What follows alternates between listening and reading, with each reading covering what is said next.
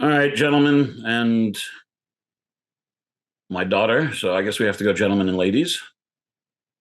Um, Welcome to the first of our continuing education sessions. We have 5 of these planned. A request was made to potentially do them on a night other than a Wednesday, so we can explore that downstream. We have 36 people on here so far. Hopefully, we'll add in a few more as we go along. Um, I'm going to turn this over in a minute to Skip Spensieri to do the presentation. This one is on game management. We're starting here because over the summer, as you saw in my email, we had an interesting situation happen at a tournament where a coach at an early morning game, who also happened to be the tournament director, made some comments that were definitely not appropriate for a coach to be making to an official on the field. So we felt that game management was something that our officials could definitely use a little bit of focus on. And I think this is a really good place to start. Skip, I'm going to turn it over to you on this screen. And when you're ready for me to jump to the next screen, just say next or whatever. Thanks, Jim. Actually, fellas, good evening. As you can tell by my fleece top, I am not in Boynton Beach, Florida.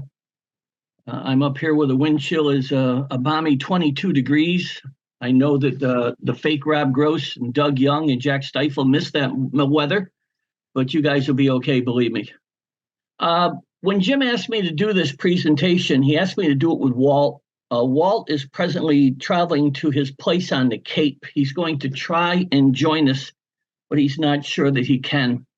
Again, when Jim asked me to do this, I then consulted with John Hill with the Eastern Mass Lacrosse. John used to run a referee camp back in the late 90s, early 2000s called ZLAX Referee, and I was on his staff there as far as instructing officials. And I also went to the USA Lacrosse website and got some information there. It was put in by Matty Palin, Tommy Abbott, Jimmy Carbino, and others. And I've been fortunate to referee with all 3 of those gentlemen. So I think I've got some good stuff here to share with you. As Jim alluded to, there was a situation at a youth tournament game where the director and the coach got way out of hand. And we've discussed this on the SFLOA board, and we don't really feel that it was handled properly. It was a new official. I'll give credit there, but we cannot allow this to happen. So what I'm going to concentrate on the game management is dealing with personnel. I think that's huge as far as our officiating goes. When we get to the game, it's nice to have a pregame, because if we can have a pregame, we can make sure that all of the officials are on the same page. That is huge. When you introduce yourselves to the coach, the head referee, of course, will do all the correspondence with the coach. Greet the coach with a firm handshake, look him in the eye, and don't hesitate to have a smile on your face. Okay? Develop a rapport with the coach if possible. The coach could be a big advocate for us during the contest, and it would be nice if we could possibly get him on our side. When you spend your time with the coach, be careful, because I'm sure that someone on the other side of the midfield is watching what's going on. If you spend 3 or 4 minutes with Coach A, you might want to think about spending 3 or 4 minutes with Coach B. Just to give equal time, especially if someone from, let's say, a Martin County school comes down to play somebody in Palm Beach County and they don't know the officials which are assigned to the contest. Then the crew. The table crew is very important to us also. They are part of our crew. When you go to the table, introduce yourself, find out who's running the clock, or it may be upstairs, who's doing the penalty time, the scorekeepers, etc. If the table crew makes a mistake, please do not holler at them. Go over and get it straightened out. A lot of times it's a girlfriend of a player, etc. It's a parent who's just helping out, got pulled out of the bleachers, not sure what's going on. And make them part of the crew. Don't allow the coaches or players to holler at them also. There have been situations where we have had to curtail that. Looking at my notes here, be receptive. A coach has a right to question a play. The manner in which the coach questions the play is a totally different story. We should not be subject to abuse. We sometimes, Jim and I were talking about this, we are our own worst enemy. We do not want to say anything or inflict a penalty because we're afraid that we are going to hurt the kids. Well, it's not that way, gentlemen. We are not hurting the kids. The coach is hurting the kids by his actions. We are just there to enforce the rules. And obviously, every official has a different tolerance level, and we've got to be careful. We've got to try and think as one. You can hear everything, but you don't have to listen to everything. And as I told Jay Leege once, when it gets personal, then we have to do something. And we have a ladder, which we will go over a little bit later. Be professional when you communicate with the coach. It's best to refer to him as coach. We are a very small family in the sport of lacrosse, and you guys down there, you referee tournaments 24/7, 365. And you know everybody who is on the sidelines. And yes, they are your friends. But during a contest, we've got to differentiate. He's coach, you're official, et cetera, and so forth. Establish your rapport. Again, during the pregame, it's very important. Establish your rapport with the official as far as his handshake, et cetera. Live ball comments to the official should be short and sweet. We don't want to get into a dissertation as far as what was called, why it was called, et cetera, and so forth. Be polite and professional in how you speak and act with the official. Also, when the coach is when the coach is asking you a question, our body language says a lot about it also. You don't want to have a frown on your face. You don't want to be rolling your eyes. You don't want to stand there with your hands on your hips or your hands in your pockets or your crossed arms. Crossed arms is a body language saying that I've shut you out. I'm not listening to you. The best thing to do is stand with your hands crossed behind your back and just listen to the coach. Listen to the coach carefully to what he says. You can address the issue. Again, if he gets personal, you have to do something. If he gets personal to one of your partners, you're going to have to do something. I know we don't like to be big brother, but we are a team on the field. If a coach says something to me about Paul Sissy, who's on the far side, and I feel that it has questioned Paul's integrity or it's become a personal attack on Paul, and I know that Paul has not heard it, I'm going to have to do something for the benefit of our crew. When you respond to the coach, it would be very easy to be sarcastic. And that's something that we have to avoid. Humor.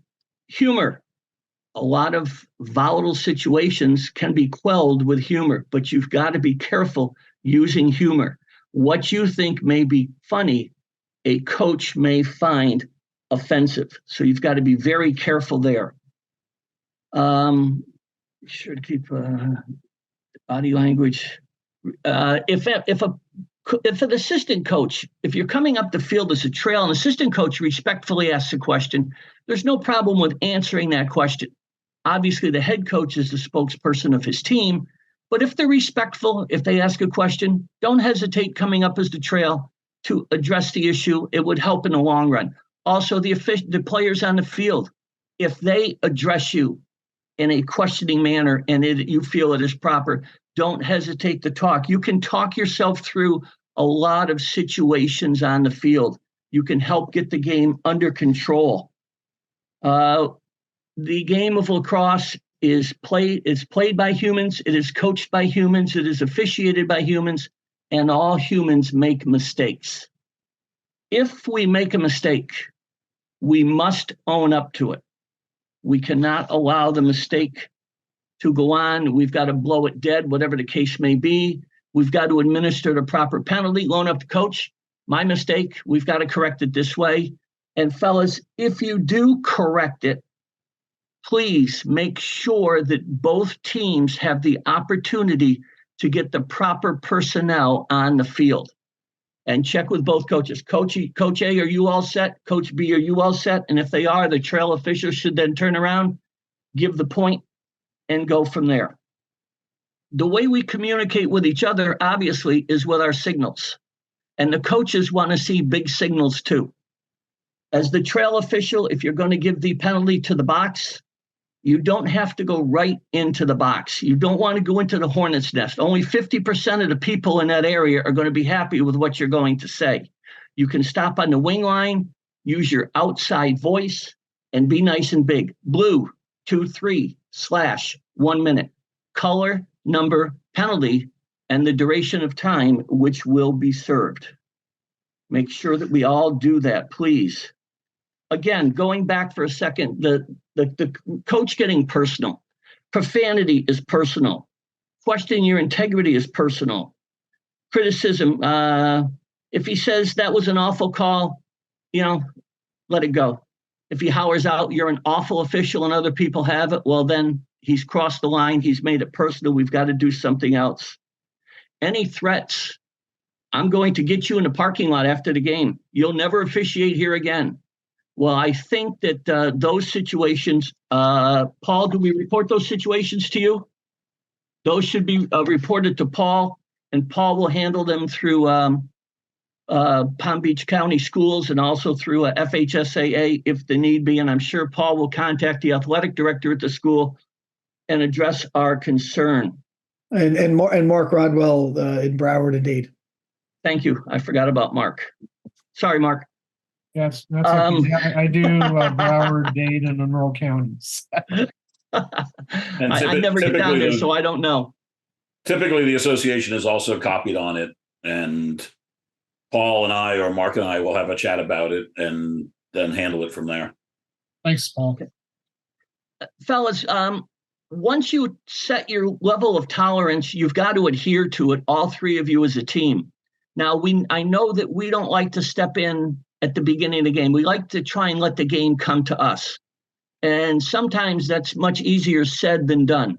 If you've got a big rivalry game and they come out and they start smacking right off the get-go, your pregame plan of letting the game come to you may have to be adjusted on the fly to tightening up, okay? Calling plays a little bit tighter, blowing the whistle a little bit quicker, throwing the flag a little bit quicker until you get the game under control.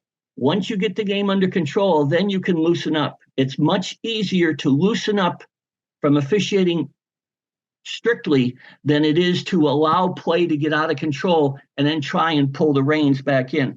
By then, the horses are out of the barn, and it's going to be a little bit difficult for you to do what you have to do as an official. Spectators, everybody's favorite. Now, in the youth games, which you're doing, the spectators are right on top of you, which makes it very, very difficult. And they're brutal. They're brutal at every sport, at every level, in every state in the country. And I don't know what the answer is. I don't know whether FHSAA has come up with an answer to address the issue. I know that New York State Public High School is still working on it.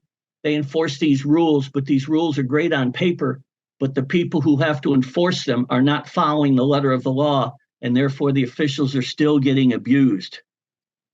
If a spectator uses abusive language to you during a high school game, do not address the spectator, okay? Please don't do that. I was told once, if you get in a pissing match with a skunk, even if you win, you're not going to smell good. What you should do is you should go to the head coach or the site administrator and have them address the issue with the spectators. You can ask them just to quiet them down. If need be, you can ask that the spectator be removed from the site. And if that has to happen, fellas, please, we do not restart until we know that that spectator is out of there. They are getting absolutely brutal. And I love the spectators which holler, like 2 minutes in the game, you've got a tie game, and you call a slash. How can you call that at this point in the game? Well, if you called it in the first quarter and it's a slash, you've got to call it in the fourth quarter. Our rule books go from rules 1 through 7. I think these spectators buy a rule book that has rule 8, situations you do not call during a close game, and that's not true. If you call it in the beginning, you got to call it at the end, gentlemen. Conduct. Again, going back to the hard-hitting game, when the body checks are getting more cheers than the goals, it might be time to tighten that game up a little bit. And if obviously if somebody takes a good legal body check and the person who delivered the blow stands over him and shows him up, obviously that could be an unsportsmanlike conduct. We've got to control that situation, or it's going to get away from us. If you're the B1 to, all right. I'm just looking through my notes here, fellas. Again, we have to address things as soon as possible. If there's a big hit in the game and you know the penalty is going to be served, throw the flag. Don't be in a hurry to say how much time is going to be served. If it's a targeting, we know that it's a minimum of, it could be 1, 2, or 3, I guess. You've got the secondary targeting, I guess, this year. But if it's a direct blow to the upper body, the shoulders, neck, head area, you know it's going to be a minimum of 2. Don't be in a hurry to make that call to the table. Get together with your crew. If the trainer has to come out and they've got to address that individual, make sure that the penalty is appropriate to what has happened to that individual. You know you're going to start at 2. You could always go to 3. And if need be, you can go to 3 and ejection. And again, in a situation like that, if that does happen, Paul Sissio needs to know about that, and then he will notify the proper people. Body language-wise, as far as officials, we communicate through signals. I know that I was doing a game one time with Joe Mars, and the game was getting a little chippy, and I looked over to Joe, and he's turning his hand like a screwdriver. And he had told us before the game, he says, if you see that signal, I'm telling you that we want to tighten up this game. Okay, it's a way of communicating with your officials. It was something that Joe did with us in our pregame, and I remember it very well, and there was a situation where we had to do that. The blowout game, those are tough. We've got to be careful not to officiate the score. We got to be careful that we don't let too much go on. There are certain things we can go on. If a team's getting beat by 14 and they step off sides and go back, I'm going to let that go. If there is a slash, though, or something, we're going to have to make those calls. We're going to have to officiate the game of lacrosse. We can't just ignore certain penalties of that nature in that situation because it is detrimental to the game, and it will definitely hurt the players which are playing in the contest. The rivalry game, we talked about that. Be on your toes with these games.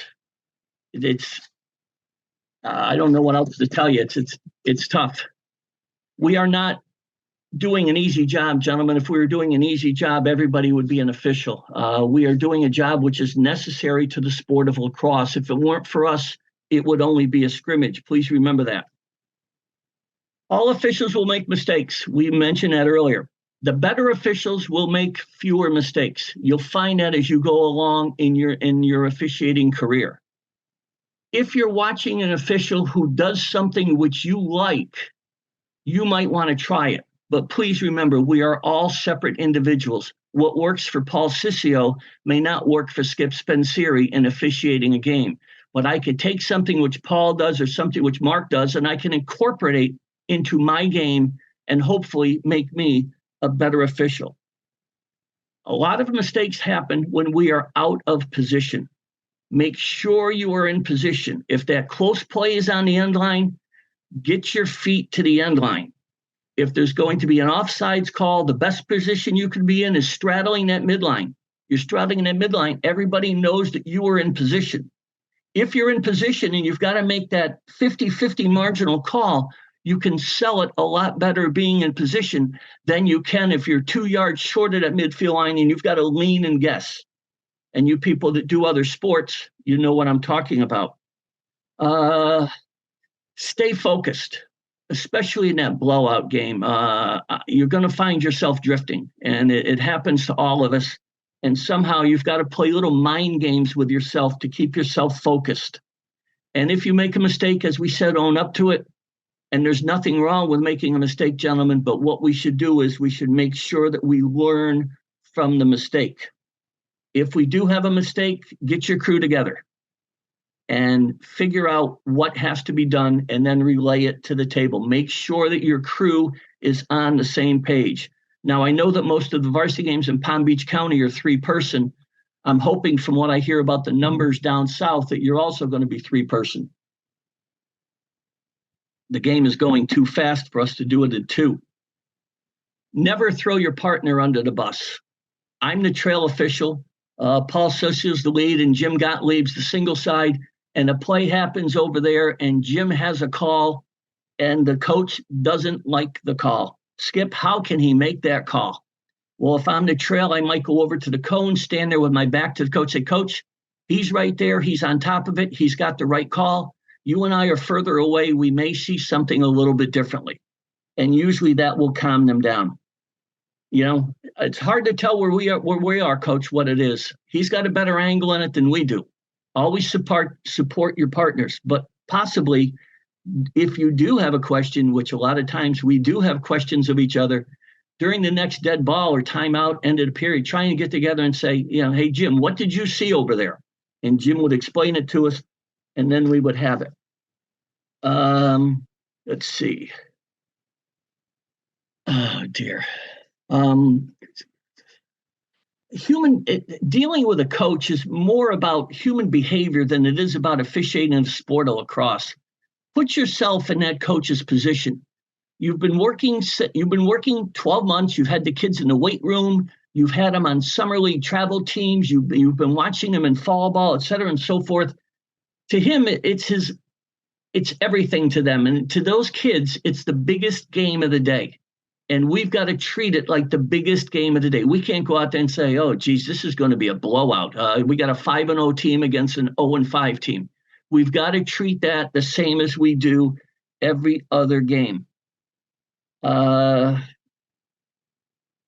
always act professional.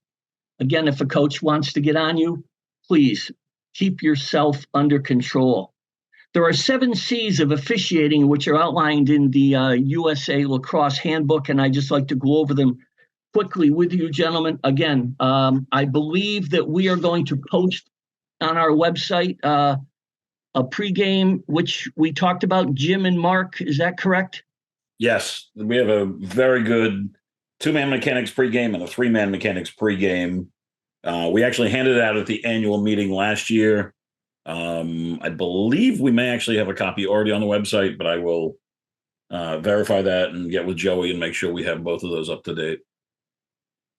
Thank you. Again, fellas, USA Lacrosse has some information for us. I also went to the NFHS website. They have information for us. And again, I thank John Hill and the Eastern Mass Lacrosse Officials Association for information which they shared with us. The 7 C's of officiating. Number 1, competence. Know the rules. Now, obviously, we all have to take the test. We all have to pass the test. But that doesn't mean we put the book down for the rest of the season. A lot of times, after the game, you're having an adult beverage, and something comes up, a situation. A lot of times, I've been there, we'll pull out the rule book and we'll find out what happened, what we did, or what should have happened, etc. Sitting after a game and talking about situations is a great way to improve your officiating. It really is. I can't emphasize that enough. Plus, you're probably a little bit thirsty after working the game. Communication. Talk to the players. Talk to the coaches. Talk to your fellow officials. Communicate with everybody. If there's a close play on the crease and you got to come running in, fellas, I'm right here. Goalie, good play. Let's go. We got the ball outside the box. We're going to restart it over here. Goalie, you all set? Blow your whistle and wind your hand. If a skirmish breaks out, obviously, somebody should get there as quick as they can and try and diffuse the situation. Watch the shooter after a shot as far as communication. If he looks like he's going to take a big hit, make sure somebody has their eyes on him and they get there. Compassion. We are all humans and we screw up. Understand that we make mistakes, they make mistakes, and the coaches make mistakes, and I'm sure that the coaches will understand that. Consistency is key. The crew has to call the same thing from the opening whistle to the final whistle, whether that be in regulation or overtime. If Paul Sussio passes on a play down at his end of the field, and I'm part of that crew, and I've got the same marginal play at my end of the field, it would be best if I could pass on it also. There are certain situations, as you know, they're on that 50-50 margin, and whatever we interpret, we better hope that we interpret it as a team. Confidence. Be confident in your calls. Show an air of confidence. Don't be out there like a wet noodle, limpy, shoulders slouched, head down. When you make that call, get on the wing line or whatever, stand nice and tall, have a big booming voice, blue, 2, 3, / 1 minute.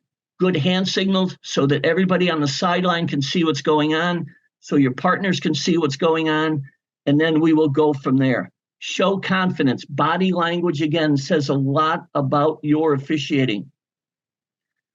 Conviction. Believing in and confidently delivering all foul calls and instructions to coaches, players, and fellow officials provides the appearance that you're strong and have an unwavering belief in your ability. Courage. You've got to be able to make the tough call in the difficult situation. Okay? That's what the better officials do. You've got to be able to make that call in the last 30 seconds. If it's a trip, it's got to be called a trip. How can you call it? Well, I'm sorry. If it's a trip in the rule book and it's a trip in the first period, it's going to be a trip in the fourth period or even in the overtime session. Be in position, use proper mechanics, and make the call. Fellas, we're doing a great job for the sport of lacrosse. We are probably the only ones who appreciate what we do. We are the only ones who can help each other get better. And I hope that this little speech, which I have given here from Coach Notes from USA Lacrosse and from the Eastern Mass lacrosse officials, will help us improve. I was lucky enough to work with Walt Munzie and other officials, and I learned a lot from those people. And I tried some things which worked for me, and I tried some things which didn't work for me. And that's going to be for you younger people. Try and get out and watch some games. Watch what the officials do. Be very careful. Watch what they do. Watch their positioning. Make sure they are in position. Watch their mechanics. Watch their consistency of calls and try and incorporate those methods into your style of officiating.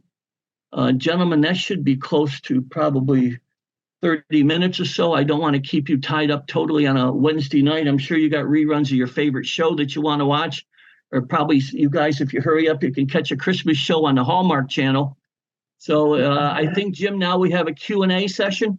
Yeah, Skip, real quickly on the screen, I have the USAL presentation on the ladder. Okay, I had alluded to that earlier. The ladder is the progression in which we try and make calls to a coach who is questioning and getting a little bit personal. We can give him a verbal warning, but we can't verbally warn him for 48 minutes. That is not giving a verbal warning. That is allowing yourself to be abused, allowing your crew to be abused.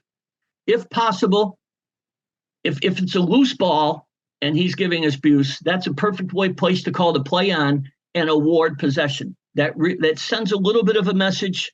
Hey, coach, I heard you. I didn't like what I heard. This is what we're going to do. Another situation, ideal, is if he has possession, blow it dead, take the ball away from him. Hopefully he'll get the message.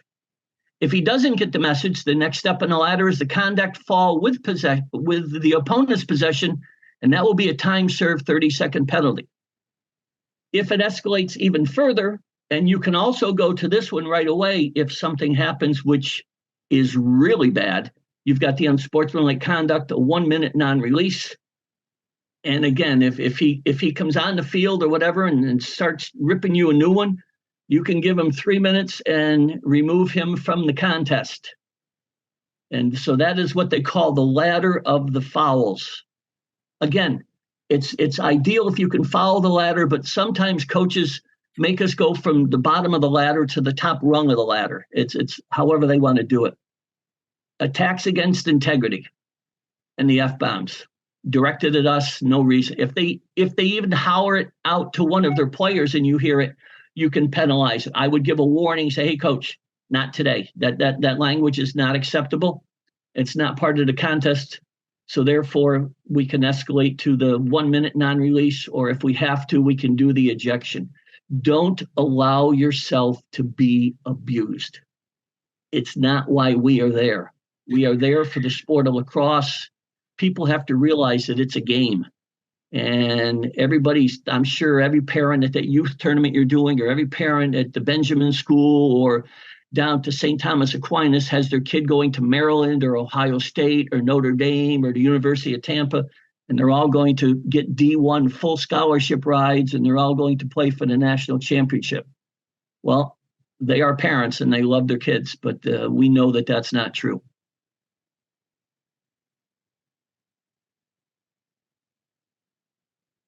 The ejection procedure, which is outlined in the USA Lacrosse Rulebook, it says may leave is supervised by a parent or guardian, confined to the end of the bench without equipment if no supervision is available.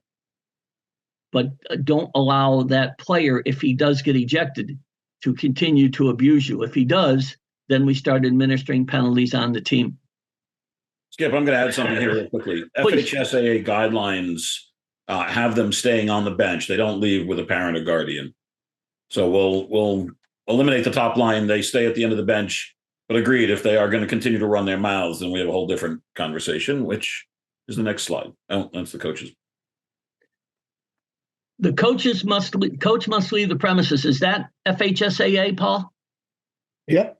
Yes. Coaches Okay. have to leave.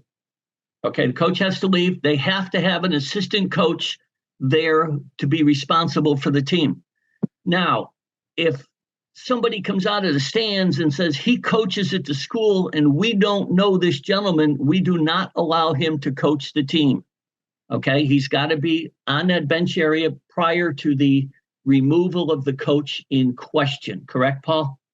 Yep, that's right. If there's no other coach, the game's forfeit. Yes.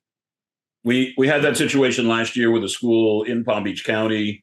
Coach got ejected, nobody else on the bench to take over. There wasn't much time left of the game, if I remember correctly, Paul. It was late in the game at that game. Coach got ejected, no assistant coach on the sideline. Game was called at that point. Yeah. Skip, you talked about crowd ejections already. Yes, I did. I now noticed that was looked like an athletic director, probably the game administrator. Let them handle the crowd. Like I said, don't get a pissing match with a skunk. Even if you win, you're not going to smell good, and you're just going to get other people in that area upset with you. Let somebody else handle it.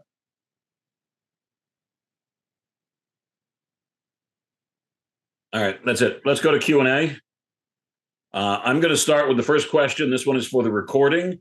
This will be for anybody who's watching this as a recorded message. Please email the answer to this question to info@sfloa.org. Again, info@sfloa.org is our email. If you're watching this as a recording, the question that you needed to answer is, what was the name of the dog that was recently kicked out of the White House for biting? What was the name of the dog that was recently kicked out of the White House for biting? Please, if you know the answer on this, don't say anything. All right, so let's open the floor up to questions. You guys are all on mute. If you want to ask a question, please unmute yourself and fire away with your questions. Hey, Jim, it's Joe Shirella. Hey, on the ejection for the coaches, is it 2 unsportsmanlike conducts, which is the automatic ejection, or Yes. right? Good Because that would be 6 minutes. 2 unsportsmanlike. Okay. It can be one unsportsmanlike, depending on the severity of it. Yeah. Okay, so you could Joe, have real one quick. unsportsmanlike and call it a what do you call it? A 5 minutes? I mean, what do you do? No, it would still be a 3-minute unsportsmanlike conduct, and he would be ejected. That's at the Joe- discretion of the official. If you're going to eject someone, it better be 3 minutes. Yeah. I think it has to be 3 Yeah. minutes. Let me grab a book. Yeah, Joe. I think The difference between ejection and fouling out. 5 personal fouls. They're out. They have to use them. Right. Okay, so don't remember that's a different thing as well. That's a confusion. Yeah, that's what my confusion was. Okay, thanks. When there's an ejection, Also- it's a 1 minute. Yeah, 1 minute. Yeah. It's For the not coach. 3 minutes. That's right. It was changed last year. My apologies, man. Right. Sorry. No, it's fine. It's what I get for being around for so long. I forget things. Coaches 1, players 3. Yes. Correct. So we did have a situation last year with a game that I was on where we actually ejected the 2 assistant coaches because they went way beyond even remotely close to being acceptable on the field. They attacked the lead official on the game while he was addressing a situation with the table. They just kept running their mouths. We threw a flag and we just ejected them from the game right then and there. Good. Next question. Who's got one? Jim, I got a comment. Jim Jacobs, please. Thank you. Like Skip says, we have to get the directors more involved. There was a couple tournaments I've been in recently where they were one of the parents came after one of the officials, and we had a couple players were throwing stuff at officials. So we really got to get the tournament director involved, and for our safety. And I didn't think we incited anything. We were just at the wrong place at the wrong time. And, parents didn't like the call, like Skip said. They're right on the field and they don't know the rules, and the calls were good. I think we handle it, me and my partners from the reffing, we handle it well. But, I mean, it was just, you got some players and parents out of control, and there's 2 guys on the field. You're outnumbered like 40-1. It's tough. Yes, it is. Other questions, gentlemen? There have to be other questions.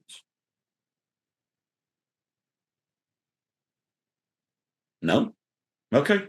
Then this will be. Hold on, I got you. With the quote unquote new rules, I read through the PowerPoint presentation, but I thought there was clarification on a bunch of stuff, but the only new quote unquote rule is the loss of the helmet. Good question. We are going to do a full session on all of the new rules. Okay. In advance. We'll probably do that in January. There are several new rules and several points of emphasis this year. The one with the helmet, since you brought it up, if the helmet comes off, the player must come off the field immediately and stay off the field until the next dead ball. Yes. The coach cannot take a timeout at that point to create a dead ball. You have to restart play, and then if the coach wants to take a timeout after 1 second, after 5 seconds, they can take a timeout. That would be a dead ball. But the player must stay off of 1 full dead ball cycle. He can take a timeout, but he's not coming back in. Yes. Correct. And I'm sure that a lot of the coaches are going to be unaware of that also. Yeah. The games where we tend to have the bigger problems are at these tournaments. Because as we've said already, they are right on top of us. Yes. The thing that I have found in game management and working U10, which is probably some of the worst parents of all, are on the younger kid sides, is to get them on your side before the game starts, go over and make nice to them, chat them up a little bit. I've got a spiel I go over with them Sunday morning. Hey, parents, it's a beautiful Sunday. I know you're sitting there with your Bloody Marys and your mimosas. As soon as you get them to laugh with you, they back down very, very quickly, and they behave to a degree. They're always going to say something stupid. They're always going to do calls that they're always going to question our calls. There's no stopping that, unfortunately. But if you disarm them before the game starts, I've found that it has really helped me a lot in dealing with U8, U10, U12 parents. They tend to be the worst.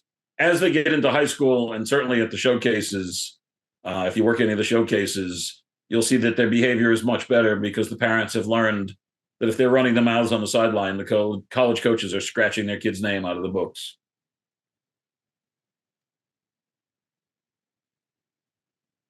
Anybody else have any questions? Hi, Michael K.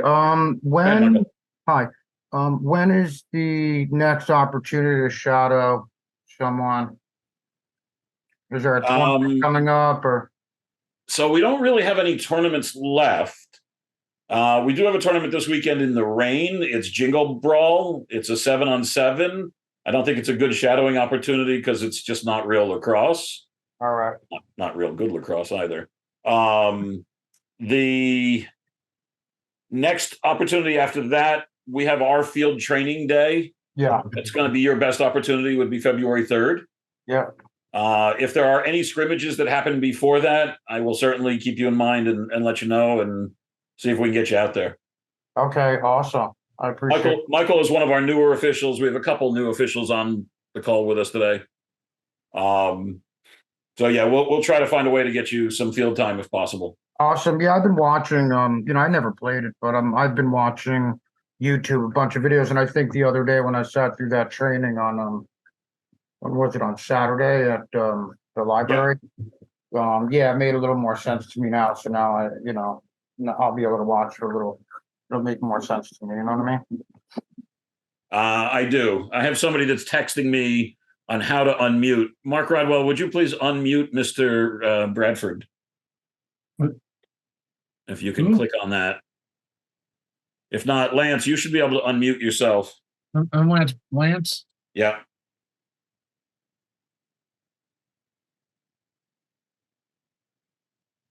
What's his number? While we're waiting, fellas, Jim mentioned humor.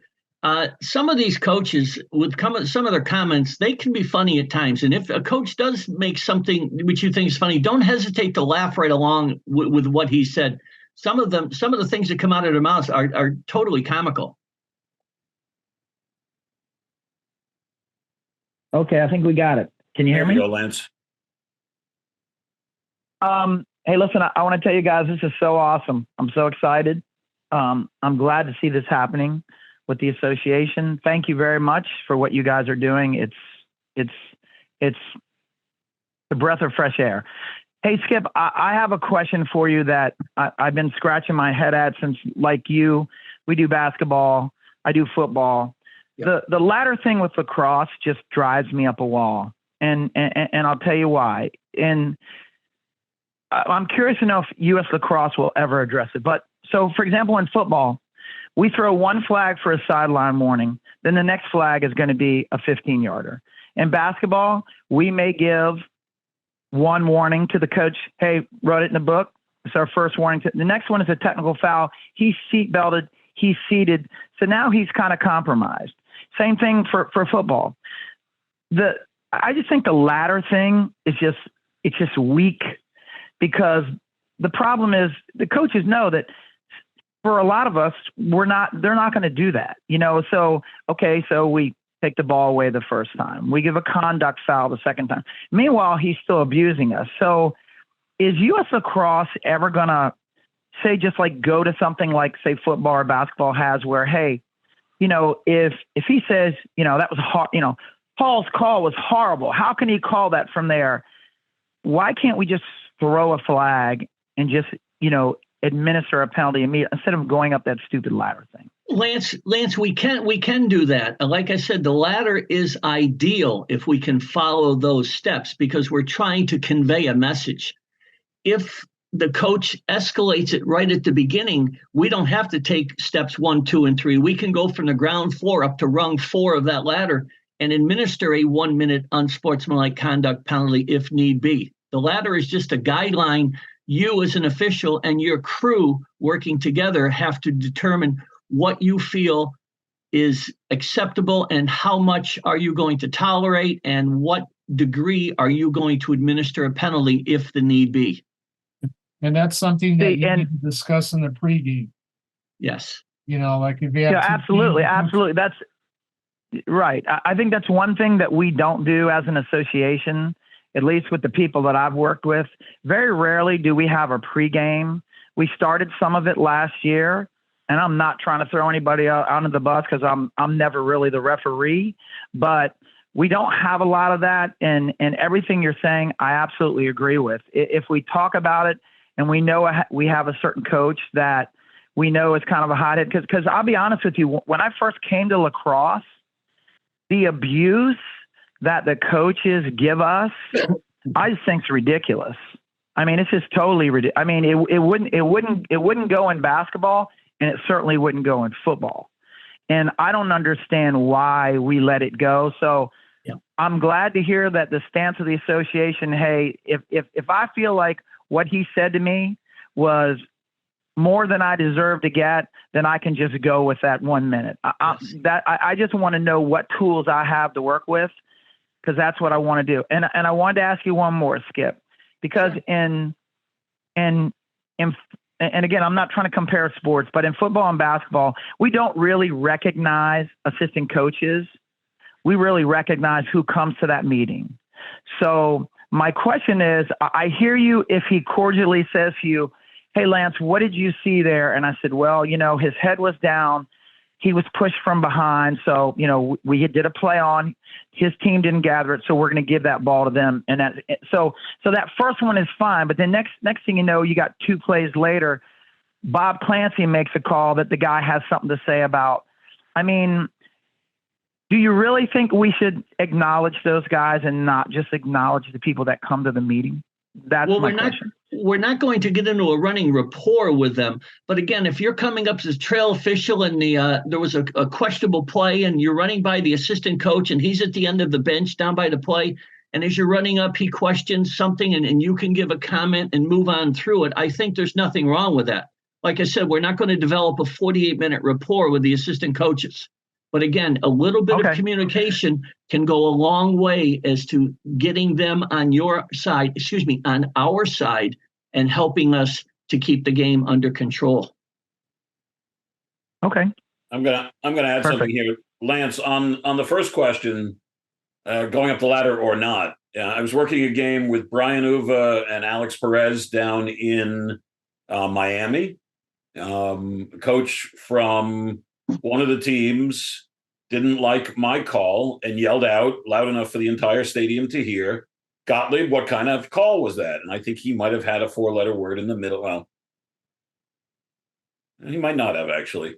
And I was already upfield. I was the lead on the bench side. Brian Uva from the far side of the field heard him, threw a flag, and there was a 1 minute unsportsmanlike conduct. Coach at that point has to be on his best behavior, because if he runs his mouth the second time, second USC, and he's gone. He did behave the rest of the game. And the bottom line is, if you're going to, like it shows on one of those slides, if they're going to make it personal, throw a flag on it, whether it's a minute into the game or 46 minutes into the game, whether it's a tie game or a blowout. Don't be afraid to use the tools at your discretion as necessary. Just because we have the ladder doesn't mean you can't go straight to USC. Yes. It's up to us. We're not calling enough unsportsmanlike conduct fouls. You're right. That we need to do. The younger guys, the inexperienced guys aren't doing it. I see most of the more experienced guys doing that. Don't be afraid to do it. You have to do it. And we have your back. FHSA has your back. Our association has your back. It's not going to affect assignments. It's not going to affect postseason assignments. Please start calling them. We have to. Sorry, one more thing on that. We have to remember that we are not the reason the ball got taken out of the kid's hands. We are the judge, the jury, and the executioner. We are the one that adjudicates the foul, but it's the coach that ran their mouth, or it's the player on the field that dropped the F-bomb. We take the ball away because we have to, not because we want to. Jim, this is Jerry Fanning. I just wanted to make a point. For the guys who don't know me, I reffed lacrosse in Jersey for 10, 11 years. And one of the things, I never said anything because I figured I was a new kid on the block last year. But as far as assistant coaches, I agree with what that last guy, Lance, said.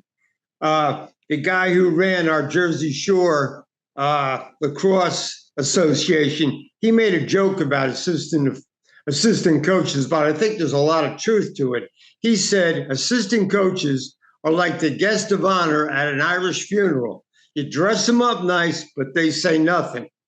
And it's right kind of in the rule book. It says the only one who speaks to the officials is the head coach. And I certainly understand where Skip is coming from. Guy makes one comment, you respond to him. But I also think possibly when you respond to him, you're giving them the green light to say something else. Absolutely. All right, gentlemen, we have past the 45-minute mark as planned. Are there any other questions before I call this one a close? All right, hopefully you all found this very helpful. I will be putting out the schedule of the next 4 sessions and the topics involved. They are in the month of January. We have nothing else until after the new year. So I want to wish everyone a happy holiday, a happy new year. Hopefully we'll see some of you on the field in the near future. Ben Coptis, do you have a question, or are you just waving at us to say hello? Just waving. Okay, good. Thank you all very much. If you have any questions, any other questions, any follow-ups, please email them to info@SFLOA, and one of us will get back to you. Again, I thank you all very much, and we will see you in January. Good night. See you January 10, man. Thank you. Thank you, everyone. Thank you very much. Thank you.